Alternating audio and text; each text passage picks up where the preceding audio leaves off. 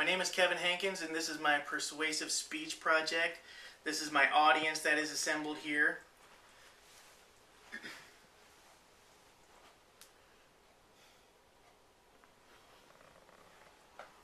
In addition to my wife, who is operating the camera.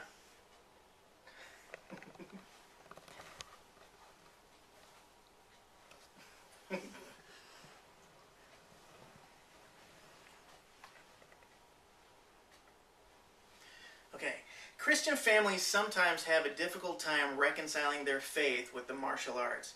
But I'm a real firm believer in the sentence, the family that kicks together sticks together. And I'm going to tell you why. And in addition to that, I'm hopefully going to encourage you to yourself go out and take part in this really fun, really healthy activity.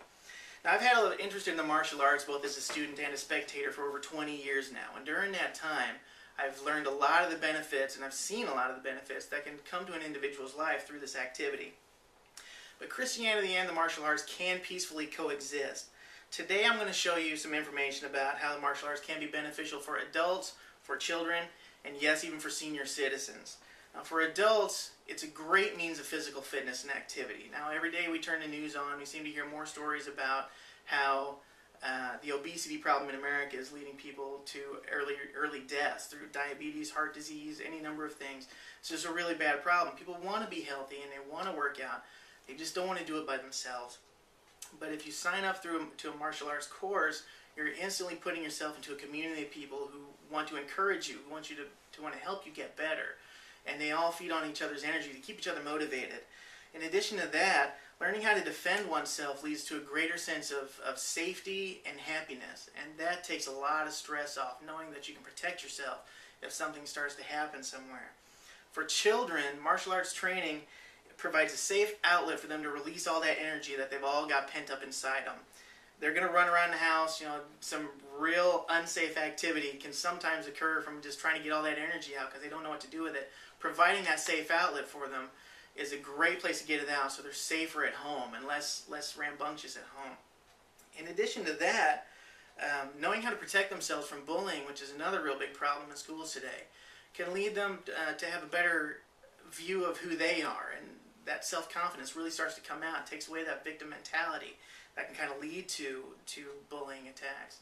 In addition to that, there's a long list for kids.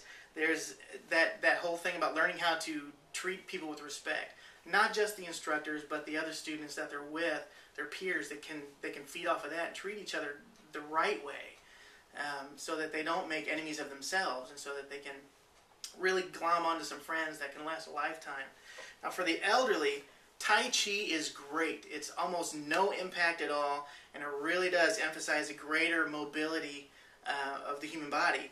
Plus, it creates proper blood flow, which is good for the heart, it's good for the internal organs, it's good for their mind. So not only are they living longer, they're also living better, which is something that I think we can all agree is a good thing. Now, my story with martial arts, my mother hated the idea of me studying the martial arts. She just knew that if I did that, I was just going to convert to some Eastern religion, run off to be a Buddhist somewhere, and she just didn't want to have that. So I would ask her, but Mom, what about self-defense? I was always the skinniest, littlest guy in any group of people that I was around. I was always the smallest. And so I'd ask her, what about self-defense? And she would say, well, if somebody gets into a situation where you got to defend yourself, just give them an old-fashioned Missouri haymaker and then run. Which at the time I thought was kind of silly, but in thinking about it, I don't think she realized this. Telling me that was her actually promoting martial arts to me. So I took it upon myself to do a whole lot of research, and I studied a whole wide array of arts, and I found out that she was right about a couple of them.